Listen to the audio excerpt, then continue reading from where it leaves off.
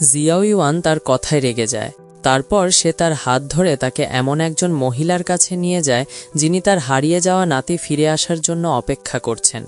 সে তাকে বলে যে সে এই পৃথিবীতে একা কষ্ট পাচ্ছে না, কারণ অন্যান্য মানুষ তাদের জীবনে বিভিন্ন সমস্যার সাথে লড়াই করছে এবং সে সবকিছু বাড়িয়ে বলছে। যখন সে তাকে এই সব বলছে, সে হঠাৎ তার অনুভূতি নিয়ন্ত্রণ করতে পারে না এবং তাকে বলে, আমি তোমাকে ভালোবাসি। যখন সে এটি বলল, তখন সে লাজুক হয়ে যায় এবং সে তাকে আগে যা শিখিয়েছিল তা পরিবেশন করতে শুরু করে। যখন জিয়াও ইউয়ান তার মুখ থেকে সেই কথাগুলো শোনে, তখন সে খুশি হয়। সে দ্বিধা করে না এবং তাকে শক্তভাবে আলিঙ্গন করে। আবার জিয়াও ইউয়ানই হলো যে ইয়ংহের মেজাজ পরিবর্তন করতে এবং তাকে আবার হাসাতে সক্ষম, মুহূর্তখানেক আগে বিষণ্ণ এবং হতাশ থাকা সত্ত্বেও। তারপর তারা ভেতরে যায় যেখানে ইয়ংহের বাবা মা তাকে নিতে আসেন এবং জিয়াও ইউয়ানের বাবার সাথে কথা বলতে শুরু করেন। সে একটি লাল মার্কার নেয় এবং তার হাতে একটি লাল ফুল আঁকতে শুরু করে। সে তাকে বলে যে এটি সেই ছোট লাল ফুলটি যা সে প্রাথমিক বিদ্যালয়ে পায়নি। সে এখন তার প্রতি তার অনুভূতি স্বীকার করার জন্য এটি পেল। সেই দিনের পর সে ইয়াংহেকে ফোন করে এবং তাকে বলে যে সে পোস্টারের হ্রদটি খুঁজে পেয়েছে এবং তাদের এটি দেখতে ভ্রমণ করা উচিত। সে বলে যে তাদের সেখানে যাওয়ার মতো পর্যাপ্ত টাকা নেই। সে অনলাইনে তাদের পুরনো জিনিস বিক্রি করে এভাবে টাকা উপার্জন করার পরামর্শ দেয়। তারা যখন ক্যাফেতে বসে আছে, সে জানালার বাইরে তাকায় এবং লক্ষ্য করে যে তার বাবা একজন ধনী ব্যক্তির ড্রাইভার, যা ইয়াংহেকে খুব হতবাক করে, কারণ সে জানত না যে তার বাবা সপ্তাহের দিনগুলিতে কোম্পানিতে কাজ করেন এবং তার চিকিৎসার জন্য আরও টাকা উপার্জনের জন্য সপ্তাহান্তে একজন ড্রাইভার হন। সে বাড়ি গিয়ে তার বাবার জন্য খাবার তৈরি করে, কারণ সে তার জন্য খুব খারাপ অনুভব করে। সে তাদের পারিবারিক বন্ধু জিয়াও মেইকে তার বন্ধুদের একজনকে একজন ফার্মাসিউটিক্যাল টেস্টার বানাতে বলে, যাদের তারা ওষুধ দেয় এবং তাদের ওপর পরীক্ষা করে, কিন্তু সে টাকা উপার্জনের জন্য টেস্টার ছিল। জিয়াও মেই সন্দেহ করে এবং ইয়াংহের বাবাকে জানায় এবং তিনি তার ঘরে সেই ওষুধটি খুঁজে পান। তিনি তার ওপর রেগে যান এবং তাকে বলেন যে সে অন্যান্য ওষুধও খাচ্ছে বলে সেগুলি তার স্বাস্থ্যের ওপর পার্শ্ব প্রতিক্রিয়া করতে পারে এবং এটি বিপজ্জনক হতে পারে। ইয়াংহে রেগে যায় এবং টেবিলটি ঝাঁকিয়ে বলে যে এই টেবিল থেকে শুরু করে তার বাবার ফোন পর্যন্ত এই বাড়ির সব কিছু পুরনো এবং নষ্ট হয়ে গেছে, যা আর ঠিক করার যোগ্য নয়। সে বলে যে তার অসুস্থ হওয়ার আগে তার পরিবার এমন ছিল না।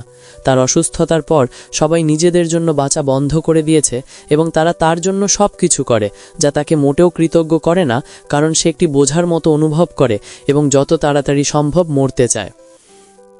মরতে চাওয়ার কথা বলার জন্য তার বাবা তাকে চড় মারেন এবং সে তারপর বাড়ি ছেড়ে চলে যায়। ইয়াংহে জিয়াও মেইয়ের বাড়িতে যায়। তারপর সে তাকে বলে যে যে ব্যক্তি অসুস্থ তার জন্য খুব কঠিন, তবে সেই ব্যক্তির চারপাশের মানুষের জন্য আরও কঠিন, এবং সে তাকে বলে যে তার বাবা মা তার জন্য কতটা চিন্তিত এবং তার যত্ন করে। ইয়াংহে তাদের কাছে যা বলেছিল তার জন্য দুঃখিত হয় এবং নিচে গিয়ে দেখে যে তার বাবা সেখানে আছেন।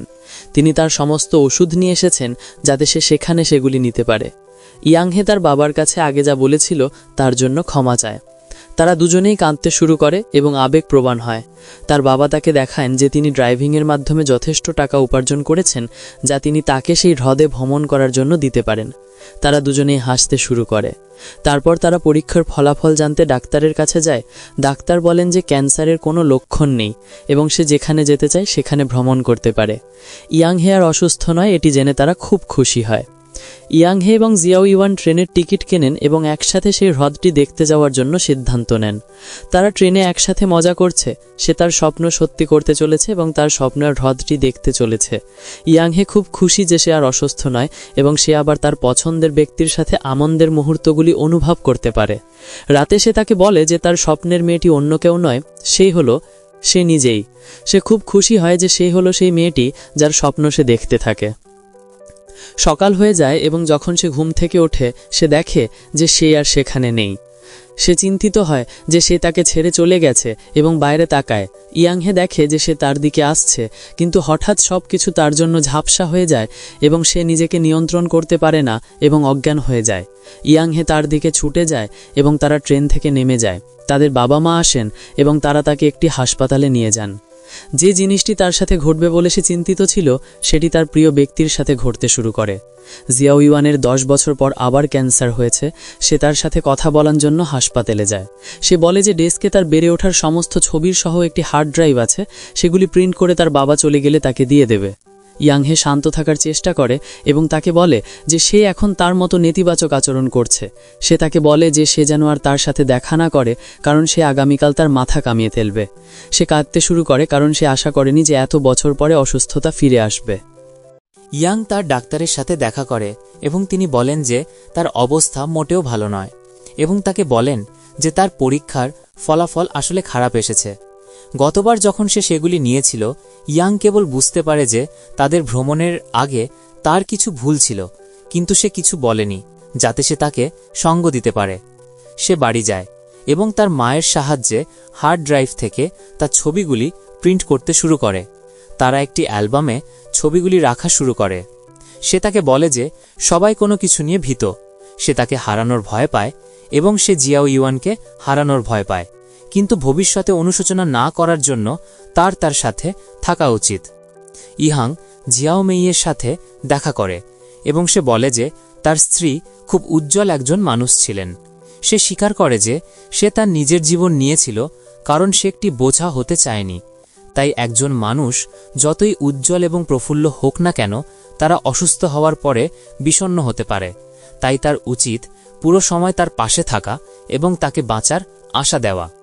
ইহাং বাড়ি ফিরে যায় এবং তার মতো দেখতে হওয়ার জন্য তার মাথা কামিয়ে ফেলতে শুরু করে। তারপর সে তাকে ভিডিও কল করে এবং একটি অদ্ভুত পানীয় তৈরি করতে শুরু করে এবং বলে যে এই পানীয়টি তাদের মধ্যে চিরন্তন বন্ধনের জন্য, যা কেউ ভাঙতে পারবে না। তার সাহসী কাজ দেখে সে খুব আবেগপ্রবণ হয় এবং সে খুশি যে সে তার পাশ ছাড়ছে না। সে তার বাঁচার আশা হওয়ার সিদ্ধান্ত নেয় এবং এমনকি যদি এটি তার শেষ মুহূর্ত হয়, তবে তার জন্য অবিস্মরণীয় স্মৃতি তৈরি করার জন্য তার সেখানে থাকা উচিত। সে তার জিনিসপত্র গুছিয়ে হাসপাতালে যায়।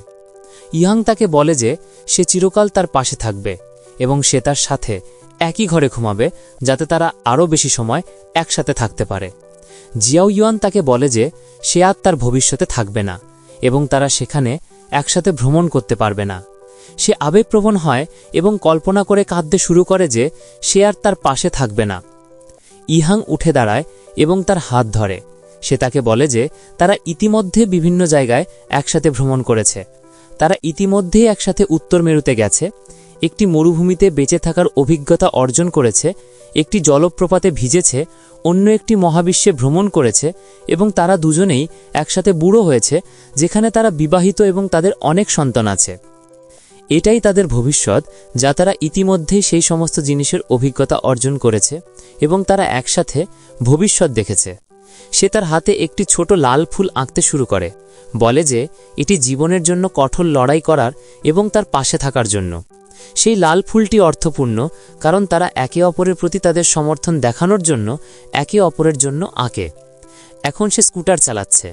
সে ইয়াংকে বলে যে হ্রদের ধারে সে তার সাথে যা দেখেছিল তা কোনো স্বপ্ন বা বিভ্রম নয়, বরং এটি একটি সমান্তরাল মহাবিশ্ব, যা তারা তাদের একই নাম এবং পরিবার নিয়ে বিদ্যমান, কিন্তু কোনো যন্ত্রণা বা অসুস্থতা ছাড়াই।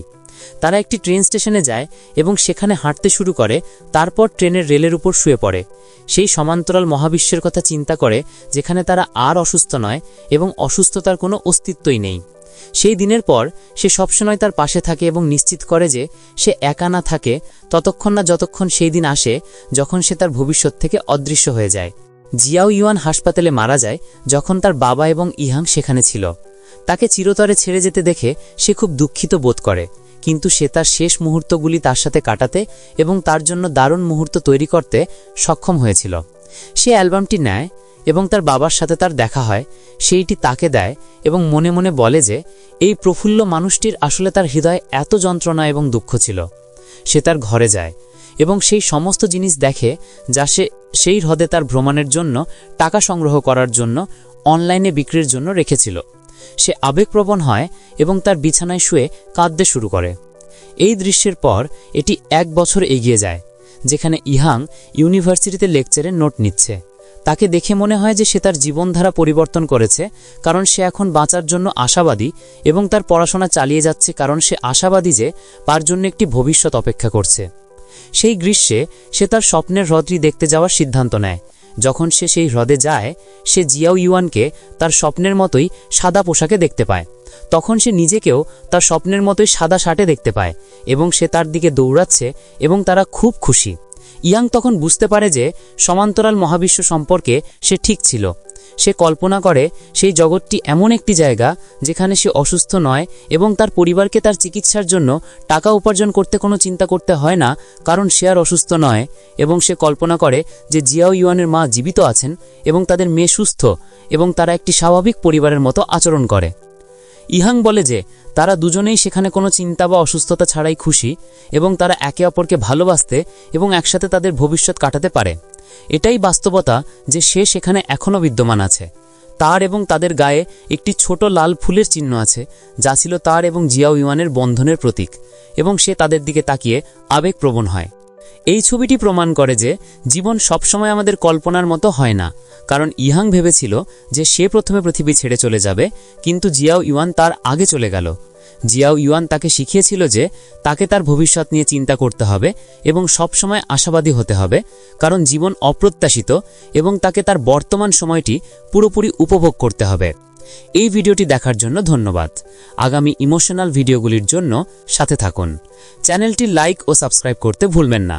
বিদায় সবাই।